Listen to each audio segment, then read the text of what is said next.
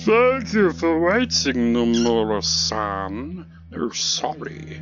At the moment, I'm talking to a woman over the phone. The mastermind. The puppet master. So how's everything going? Who's talking? Is she talking to Oganagi or Takano? Going well, the festival is tomorrow. I see, that's good. This Lieutenant Tomitake will get into an accident tomorrow night. H173, the medicine which was supposed to be destroyed. We administer him, and no matter what happens, it'll be a very pitiful end. Okay, it's definitely Takano then. What an interesting opening. We've already finished our forgery of the proceedings. I'll show that Lieutenant Colonel Irie was trying to sell your research to a foreign country so that he can continue it. And Tomitake's murder is a part of that. Yes, that will be the first step for the board of directors to become suspicious of the Irie Institute. We're taking care of all that, so don't worry. Also, regarding that, what should we do if it happens? If what happens? What if First Lieutenant Tomitake agrees to join us? He isn't included in the takeover operation, is he? Well, no, because he's an auditor for the board. If he becomes our ally, that might be beneficial to us. According to our analysis, even if he changes his allegiance, there won't be much for us to gain. Why add another unnecessary worry to the operation? You're right. Sorry about that. I thought we might be able to use him for something, which is why I suggested it. We'll go with the original plan then. Maybe that's Takano showing like she actually does kind of care for Tomitake, so she's a bit like, can we, let him live if he agrees to join us? I think that would be better. I'll get in touch with you again. Goodbye. For a while I kept holding the telephone receiver lost in thought. Then I put it down and dialed a number that I had become very familiar with.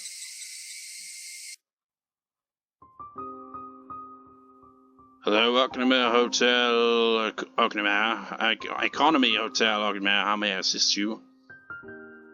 Hello, could you connect me to room 406, the one belonging to Tomitake? Please tell him Takano is calling. Sure, I'll connect you. One moment, please. Telephone operator put me on hold, leaving behind only electronic music. Waited for about a minute, and the operator came back on again. I'm sorry, the guest in room 406 is not in his room right now. Would you like to leave a message? That's okay, I already left a few of them.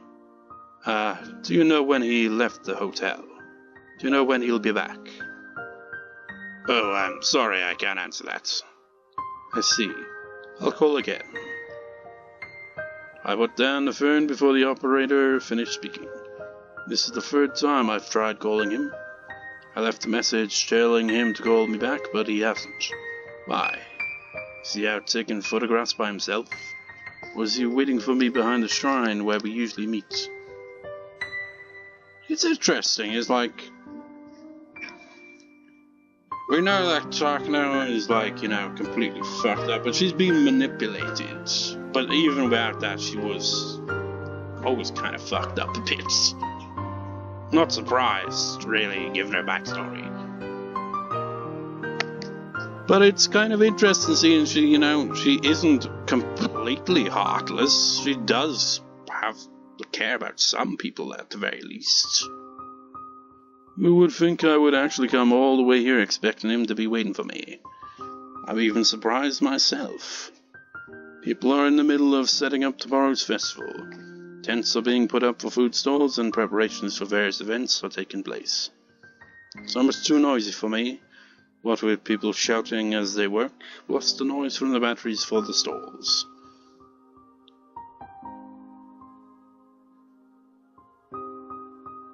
Soon I reached the back of the shrine before realizing it. This is probably the best view in the whole village. This is where Jiro-san and I usually meet. But maybe he's waiting for me here. Of course, that's just wishful thinking. God will never grant my wishes. He only has a bit of fun by teasing me, testing me. look down at the village below, letting the breeze blow through my hair. He usually follows me around while he stays in Hinamizawa. He persistently asks if I want to go out to eat, go for a walk, or take some photographs of him. But he hasn't done any of that this visit. His behavior towards me has changed. Yeah, that's one thing we didn't take into account there, Tomitake. It's like, yeah, look into, any suspicious things that kind of would make it, confirm that Takano is actually, planning to kill Rika and all that. It's just like, but also, try to act natural. It's like, you can't just, completely ignore her the whole time. That's suspicious. Maybe it's because he heard about the horrible impressions I left with the new board of directors. Maybe he thinks I'm a mad scientist because of that instant. I can feel that he's gradually losing interest in me. But I had my own complaints too. When I don't want him around, he's so persistent. But when I need him to listen to me, I can't get a hold of him. But if I did get through to him, what would I even talk about? What could I talk to about, right after talking to someone about the plan to assassinate him? Why should he even answer my call? I'm simply running wildly, and when I reach the point of no return, I want to be forgiven. And I want him to do that for me. Just because he always does whatever I want him to do, and he shows up whenever I need him. Who would forgive someone like me? Someone who has nowhere to go but hell. Would he forgive me, out of sympathy? No way. While he'd be surprised, he'll do his job and arrest me. I'm a member of the SDF after all, so what I'm doing is committing treason. I've been thinking about him a lot over the past few days. And just now I realized something. He's not attractive at all as a man. It's just like, quite frankly, Tomitake, you're not really all that at all. He has no sense of humor or good taste. He has nothing, absolutely nothing. Well, he has a belly, but there's nothing appealing about him. What the hell does that?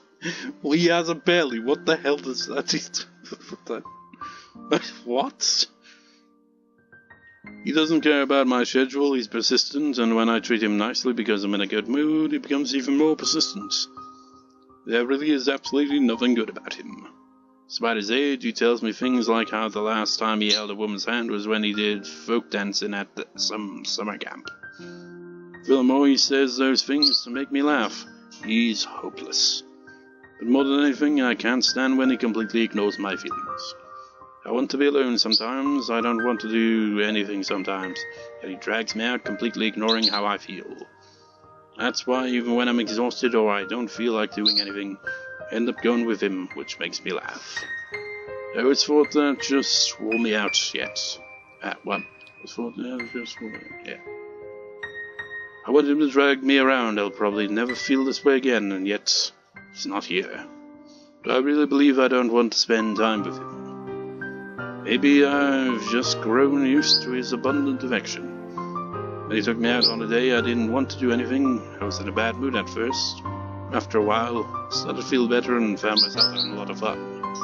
If he was with me now, would he take me out to photograph birds like always? Would he happily explain it all with his know-how, even though I didn't ask?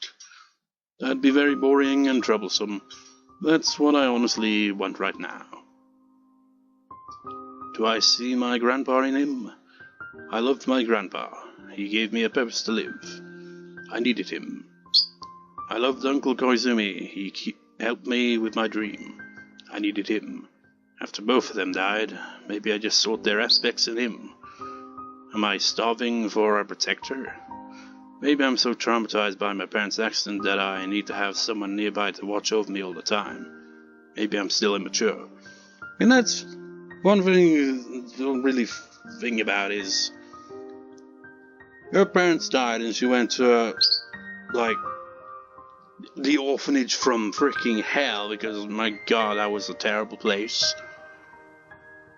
And stuff like that happening, just like would have kind of like issues there, wouldn't it? My inner child is throwing a fit because she can't put together a toy, saying that if it's going to be broken anyway, she's going to break it herself. Won't be just my problem. It will bring about a huge, irreversible tragedy. That's the only way to prove the truth of my grandfather's work. That belief allowed me to prepare up to this point. In just a few days, the top members of the government will be scrutinizing my grandfather's article, and terrified by the worst-case scenario he predicted, they'll regret cancelling our research and neglecting countermeasures as they pass their final resolution. That's when my grandfather's article will become truth, his great work uplifted and his name carved into the pages of history. And then he will become a god, an eternal existence. It's just like, I mean, even before the whole, discontinuation of the research, she kind of had that mindset where it's like, Takano, that's not normal, man. And I will reveal the god worshipped as Higurashi to be the Hinamizawa syndrome, casting them down to earth. I'm going to complete the 5th curse of Higurashi of Juro-san's death, as well as my own. I'll become the one who curses, not the one who is cursed. I'll be in the position to test instead of being tested. I will ascend to godhood. I'm going to make the curse a reality, and I'm going to kick the god off this place off her throne. And then Grandfather and I will be together forever.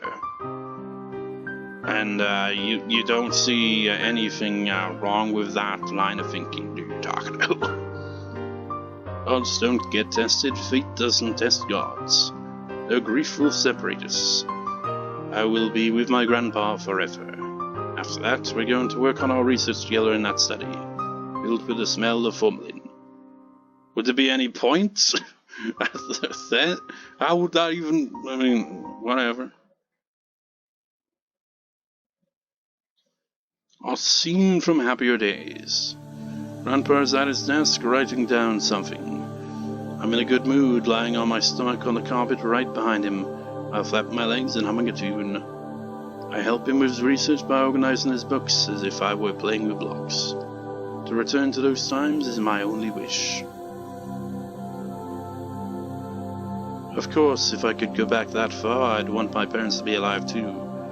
If I could play with my grandpa's books, while listening to my mother cooking in the kitchen and my father flipping through his newspaper, that would complete my happy world. It would be my ideal childhood. But that world doesn't have a door to the outside world, so I can't go over to my friend's house. Because if I did go to my friend's house, there wouldn't be anybody there when I returned. Nobody, because they'd all have died in a train accident. So I don't want an outside world. I want to stay in my house with my parents and my grandfather.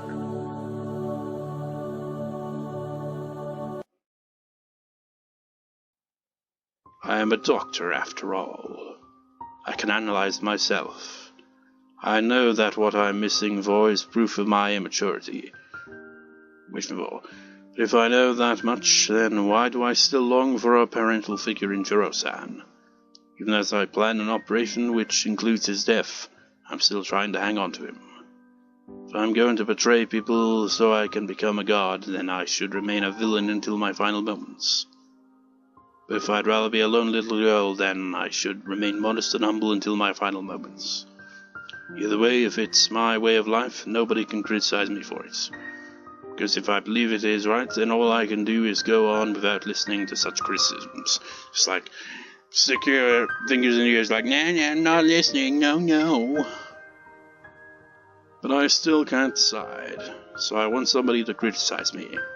Nobody has ever criticized my way of life. That's why I want to hear someone do it. I want someone to tell me my way of life is wrong. I want Juro-san to tell me I've done such a stupid thing, and I want him to slap me. Such masochistic desires speak a great deal as to how I'm rejecting my present self. Am I really still longing for a parent? I'm too old to call myself immature. Even if I do, nobody else will. No matter how immature I am inside, people will treat me as a grown person. They will say I possess an adult's responsibility and proper judgment, and that they've brought me this far already. Then I'll be judged before the devil. Will I still plead not to judge my immature self as a grown-up? Am I going to say that pathetically even in front of the devil? I'm already going to hell, yet I can't completely become a devil. I hate the idea of hell, yet I refuse to try and repent. My mind can only float in a lake of blood, drifting as I drown. If only Jiro-san was here, my mind would clear up as I played along with his insensitive chatter. Why isn't he around when I need him the most? This is the last chance I'll have to spend time with him. I hate how immature I am, becoming so insecure just because he isn't around. I found myself before the observatory box. I came here when the area clinic's construction had ended and the research at the area institute was about to begin. I remember how bravely I challenged the god of this place. I was full of hope and ambition. After going through many hardships, I finally came this far, even vowed I would become a god. I did so in front of the god of this place. I can vaguely recall my grandfather telling me a story similar to that. That's right. It was the story of the Tower of Babel. Is it Babel? Babel? It's Babel, isn't it? When there was only one language in this world, all people lived in one place with one will. In a display of their authority, they started to build a tower that would reach heaven. God got angry because his people had forgotten how to show respect to him. He believed all of mankind to commit such an affront because they all shared one language and one will. So their communion was shattered, people were thrown into disorder, and they were given many different languages so they wouldn't be able to communicate with each other. And so they couldn't communicate with each other. Many left, and the tower which challenged heaven fell to ruin. Something like that, anyway. I'm not sure what the lesson is. Just like the lesson is, don't build skyscrapers. She's like, well, there's loads of skyscrapers in the world. But this is what my grandfather explained to me. Building a tower that reaches up to heaven is the greatest challenge for humans, but it is also a challenge to God. The challenge God was truly sinful, but as humans we can help but test that untrodden peak. It's not easy to build a tower that's high enough to reach heaven. While they're building the tower, the people will fall into disharmony and lose the mutual understanding they once started with, their united wills thrown into disarray. This applies not just to a group of people, but can be said about one person as well. No matter how solid their will, the closer they come to heaven, the more limits God imposes on man. So even 9 wills are sure to waver at some point. It's just too arrogant for humans to think that they can always carry out their original intentions. That must have been what my grandfather was thinking, deep down. I'm sure he lost hope many times since nobody ever recognized the value of his research. Yet he believed in himself, and he believed that someday his work would be appreciated. Maybe that was his wish, rather than reaching heaven. Grandfather realized he wouldn't be able to complete his research, and maybe he was trying to find where he could compromise. Humans can't build a tower that reaches heaven, but the story of the Tower of Babel is still around. It didn't reach heaven, but we still tell the story of the tower that challenged God. According to the story, the tower was left behind with nobody to work on it. The incomplete tower stayed up that place for a long time, never achieving its goal. But if someone were to see it, they would realize how great it was that someone accepted that challenge and praised their name. I took over the tower from my grandfather and tried to make it reach heaven, but I ended up coming to the same fate. And if it is going to be destroyed anyway, I will try to destroy it myself. What am I doing? Anyway, if I hadn't tried to continue grandfather's research, his work on Hinamizawa syndrome would have remained forever. Even if it was an empty tower that nobody ever visited, somebody did come by and they would praise whoever attempted that challenge. They would have praised my grandfather. I took over his work, and I built a tower even close to heaven, which made God angry. The tower is now going to be destroyed. The tower will become a pile of rubble. When the Area Institute is shut down, all of its records will be destroyed. My grandfather's wish for his work to be appreciated by someone will never be granted. I tried to make my grandfather an eternal existence. Yet I ended up making that an impossibility. How can I call myself Mio Takano? Instead of inheriting the 1, 2, 3 from my grandfather and continuing the count to 3, 4, I reduced it all to 0. If it wasn't for me, my grandfather's work would have remained an empty tower. It would have stayed in this world forever. But I ruined it. I did that. I can feel myself sweating. The sweat reminds me that I've done something inexcusable. When did I make a mistake? Where did I go wrong? It wasn't when I came here. It was before that. I started to walk down the wrong path long before that. If I put myself in my grandfather's spot, I know. My grandfather was working on a great challenge. He built a mighty tower, and it was supposed to continue to stand there and wait for someone to appreciate it. Grandfather definitely said he wanted his work to be valued by someone, even after his death. But I misunderstood. Somewhere along the way, I made a wrong turn. I misinterpreted grandfather's wish, and I ruined it. I ruined everything. I tried to make him an eternal existence, yet I destroyed him. Grandfather built an eternal tower, yet I raised it. Where did I make a mistake? What went wrong? It's obvious. My grandfather counted to 3, and with that, it was complete. I simply tried to do more with an addition and everything collapsed. And now all of it is ruined. I shouldn't have tried to count to 4. I shouldn't have done anything. Besides, grandfather didn't even ask me to continue his research. Little girl shouldn't play in this dark study. Go outside and play with your friends. I remember my grandfather telling me things like that. But I refused and stayed in the study so I could help him.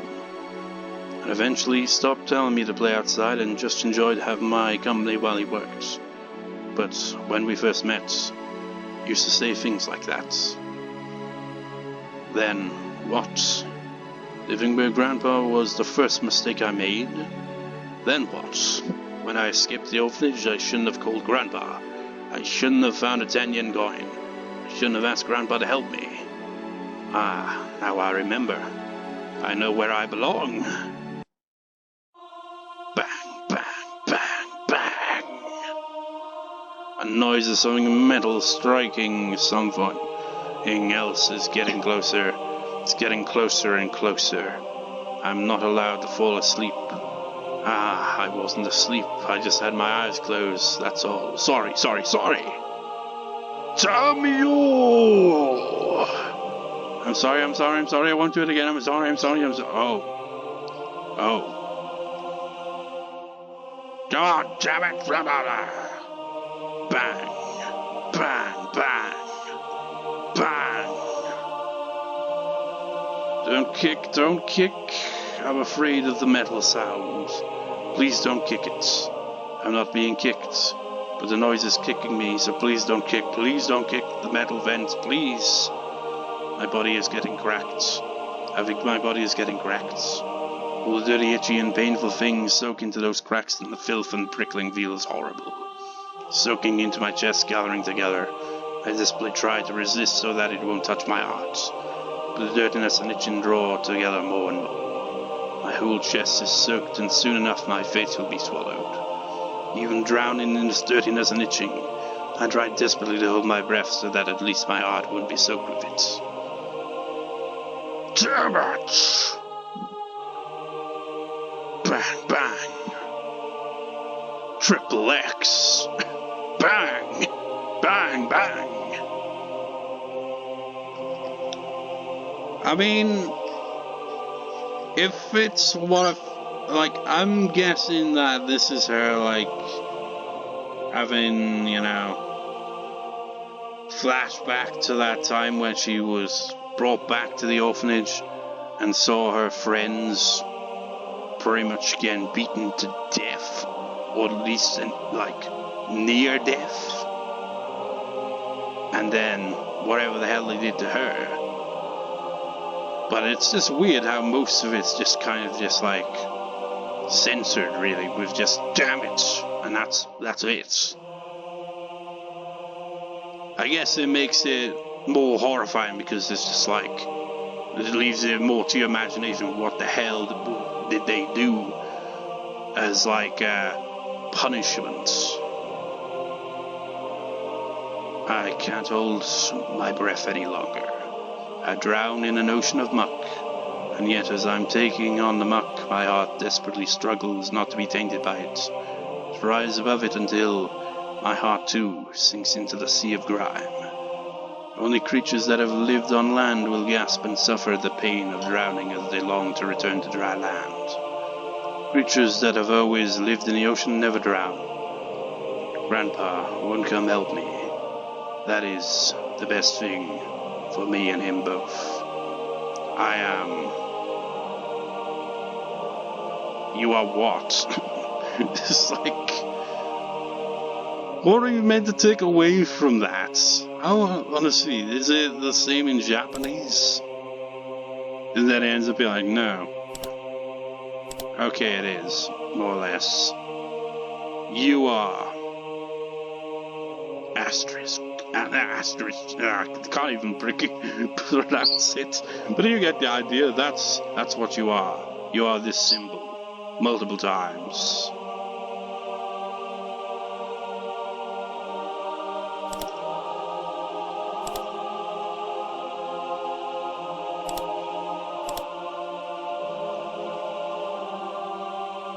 See? When I stop struggling, there's no more noise. I don't have to hear that scary metal noise. And, the music stops. Is it a roar or a yell? I need to borrow strength to scream in order to come back to the present world.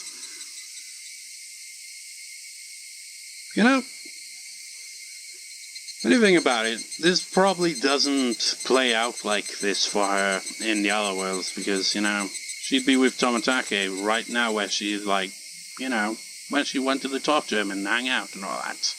Even though she'd planned to kill him later on.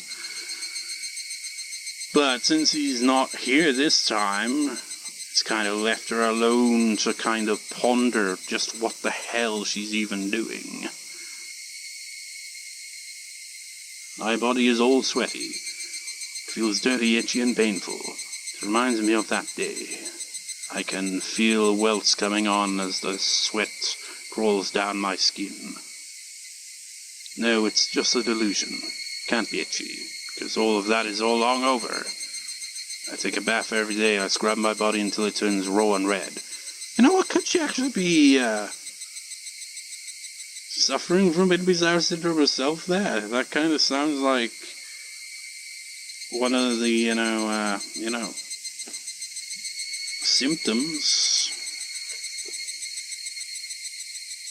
But at the same time, how would that make sense? She'd have, access to the, not necessarily the cure for it, but, it keeps it at bay, Scrub my mind until it turns raw and red, so not even the slightest drop of that horrible filth could possibly remain. That sounds a lot like, Hinamizawa syndrome there, doesn't it? I wonder if this whole time she's actually been suffering with it a bit, but it's like simply just kind of like pushed it aside and like, no, that's impossible. But I don't get it because they've got, I don't know, it's a bit confusing. I can't help it, I remember the filth. I can only get rid of it by scratching my arm so hard it leaves marks. That's very, very Hinamizawa syndrome. I can't get rid of the itching. I can't get rid of the filth. Of course I can't. I am a filthy existence. She sounded a lot like Rena when she went through her, issues with Hinamizawa syndrome that one time. Grandpa should never have saved someone like me. Meeting me made him unhappy. I shouldn't have existed. I shouldn't have been born. I should have stayed inside that metal fence and spent my whole life there. I need to go back inside it. I should have never left it. at places where I belong. Metal fence. Did she just mean in the orphanage in general, or was she like put in a kind of cage as punishment or something? I don't know. Corner me with that horrible metal noise. Crush me with that filth, itchiness and pain. Then kill me, so that I'll never meet Grandpa. Is that your wish? Yes, much like those left behind at the top of Babel's crumbling tower, where Icarus, unable to reach heaven, only to fall. That is my final wish. Bring me back inside that metal fence. Give me back the fate that's suitable for my filthy existence. The wish of a liar will never come true. But I'm not a liar. You have spoken your true wish once, yet you have yet to realize that's your greatest wish. And I cannot grant that wish just yet. Are you saying that's the punishment we sinful humans face for challenging God? What the hell is going on with this scene now? You should already know. The strength of your desire is what creates the future. You lack that strength. Are you saying I haven't tainted myself enough? Will even the gates of hell remain shut for someone not fully committed like me?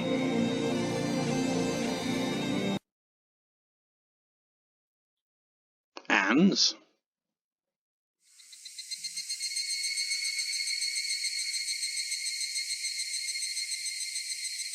Really? We're just gonna kind of gloss over that?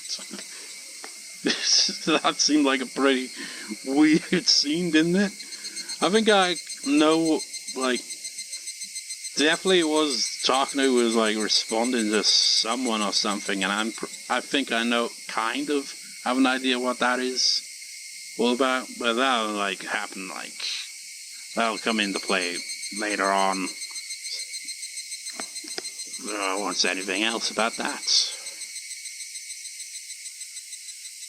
Inga-chan, Sudoka-chan, how are you feeling? It's Serie. Sakasaka-san warned me I have to be careful. Sakasaka-san opened the door silently.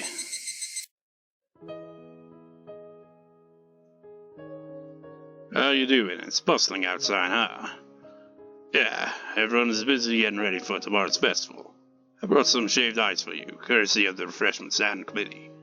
Let's have some. Thank you for that, I'll have some. Sakasaka is wearing a t-shirt, but he's still drenched in sweat. All the windows have been shut and he can't even open the curtains, so it's very hot inside. But even accounted for that, he's still sweating like mad. Look at how sweaty you are, it sure is hot in here. No, I was exercising a little. Of course I try to keep very quiet. I'm just staying in bed for anything, that's all. A little exercise helps to refresh people. I'm sure you've been under a lot of stress for the last few days. Must be exhausted mentally too. No, I'm used to this kind of thing. But I really appreciate you bringing in some stuff. Sakasaka smiled like a happy child as he ate the strawberry-flavored shaved ice.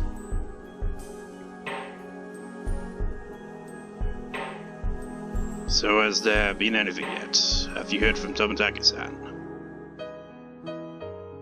No, nothing yet. But Takano-san was saying she can't get a hold of him. That's right, he changed his hotel, huh? Do you think she's noticed something? No, I don't think she has. I told her he's probably just going around taking pictures. It's only a matter of time before she becomes suspicious. There'll be a strong wind soon, one way or another. Doctor, please be very careful. Yeah, of course. Oh, by the way, I just saw Wichi-san, and he told me to tell you something. I explained the 48-hour operation to Akasaka-san. Akasaka-san seemed impressed with the notion, especially because I told him it came from the girls. Came from the girls and Keiichi? It's a fantastic idea. That'll shake up our enemy quite a bit. We'll give Tomitake-san a big opportunity to find out something too. So when is the operation going to take place? It will be decided when they meet with Oishi-san tonight. But since we don't have much time, maybe as early as tomorrow morning. I see. It's pretty stressful just waiting for our battle to begin. If there's something we can do, we might as well just do it. Time in Hinamizawa is limited too, so how much longer can you stay? I told Yuki that I would be home by midnight on Sunday. If the situation changes, I might have to stay here longer. She's a policeman's wife. She'll understand. You can't even call her from here, huh? Sorry to put you in this situation. Don't worry, it's not like we're newlyweds. She won't divorce me just for not calling her every night. Although he says that, it's easy to tell that Akasaka-san wants to hear the sound of her voice. So, have there been any changes on your end? If there's anything you need, I'll bring it. I really don't need anything yet. Any changes? Well, it's hard to say. There are just too many people going in and out for the festival. Even if there's someone suspicious among them, I can't tell. We should assume our enemies are hidden among them, so we should be on our guard. That sounds about right. By the way, the mountain dog is starting to move, just as you said. When I asked Oginogi about their plans, he said he's raising the security level for the days surrounding the festival to take into account the possibility that some criminal might use the 5th year of the curse to target Rika-chan. That matches the situation right now. Almost looks like all the preparations, officially and unofficially, are going smoothly for tomorrow's festival. So you're saying tomorrow is going to be a festival in more ways than one, then? If the 48-hour operation gets underway tomorrow morning, it'll be quite the turbulent day. Yes, everything will change starting tomorrow.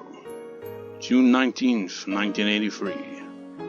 A tempestuous day that divides a peaceful world from a tragic one. The fate of the world will change on that day.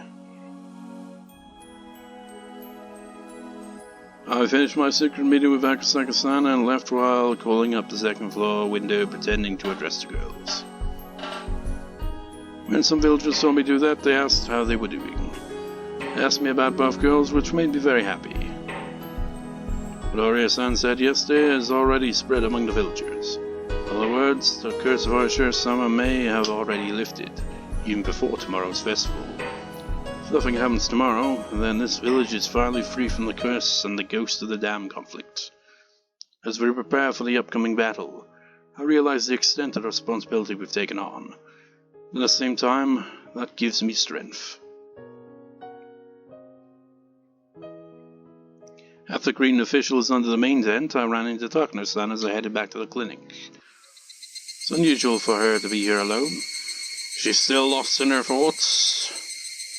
Probably. If Tomitake-san was with her, I could understand, but she'd never come here by herself. For a moment, I thought maybe she suspected a connection between me and Akasaka-san, but it doesn't seem that way. I'm relieved. This is unusual. What are you doing here? Nothing really. I'm just taking a walk. I see. It's a nice day today. I bet it's a perfect day for taking a walk. I wonder if Jura-san is taking a walk too. Those words had a strange nuance to them. Takano-san normally only spends time with Tomitake out of politeness. Tomitake's out of politeness. At least that's how she's been acting. So when I heard her say that, I was a little surprised. Maybe so. He's from Tokyo. I'm sure he's enjoying the fresh air and the beauty of Hinamizawa. Director, do you have any idea where Juro-san went? No, I don't. Didn't come to the meeting last night. It was a good thing someone else was there to take his place. But he should have been there. He's neglecting his job, don't you think? This is going in the wrong direction. I have to change the subject. Well, I'm sure he needed a little break. I bet he wanted to be alone, just like you. Oh. Yeah, I can see that. I think that went well. You sure? She didn't ask about Tomitake-san after that. Yeah, but that hit her hard, didn't it? When I look around, I can imagine how lavish the festival is going to be tomorrow. Tanagashi is the biggest festival of the year around here. It's It's grown in scale ever since the dam conflict ended, and this year the village festival is hitting a peak. I'm sure villagers of all ages will enjoy themselves tomorrow. Douglas-san and I overlook that heartwarming scene.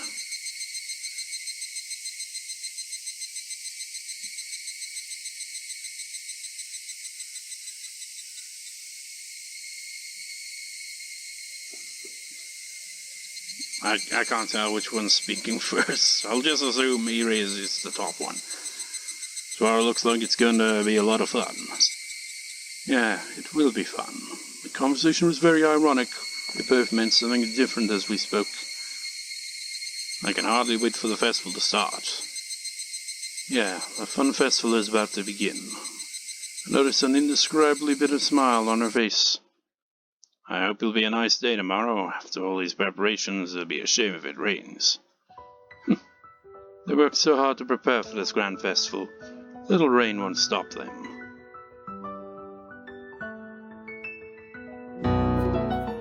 Yeah, I guess there'll be a festival no matter the weather, huh? Yes, there will be a grand festival. I'm sure of it.